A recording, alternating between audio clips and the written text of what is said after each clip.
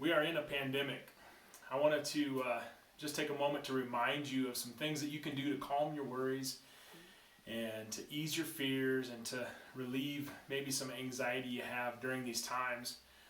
As I walked through the grocery store just this past week with empty shelves and a lot of people who were, stocking up for the unknown future, I was reminded of a verse in Psalm 23 where it says, "The Lord is my shepherd, I shall not want." And I just want to encourage you and remind you that God is our provider and He's our shepherd.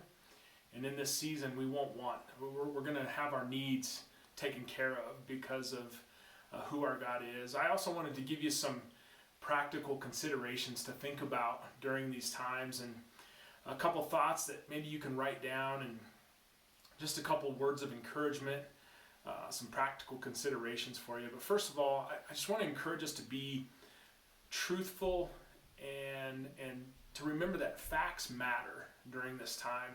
Remember, not everything you hear on the radio, on the internet, on TV, not everything you watch is going to be the truth. And so you need to be wise during this time, and you need to remember that truth matters and facts matter. And Proverbs 14:15 says, "Only simpletons believe everything they're told. The prudent carefully sift through and consider what they hear." And so just want to encourage you to remember that you need to be truthful. Facts matter during this time. Number two, be wise and look out for others. A lot of people are going to use this crisis for their own benefit. Maybe it's politically. A lot of people are going to try to use this crisis for their own benefit financially. I've heard of some people who are price gouging. I mean, they're raising prices on things that people need, and it's not right during this time. But unfortunately, some people are going to do it, and so we need to be wise and we need to look out for each other. I think some of the vulnerable in our communities are going to become a target, especially the elderly. There'll be people who will take advantage. They'll promote fake remedies and false hope, and maybe they'll flat out lie to people. And so I just want to encourage us to look out for each other, to be wise.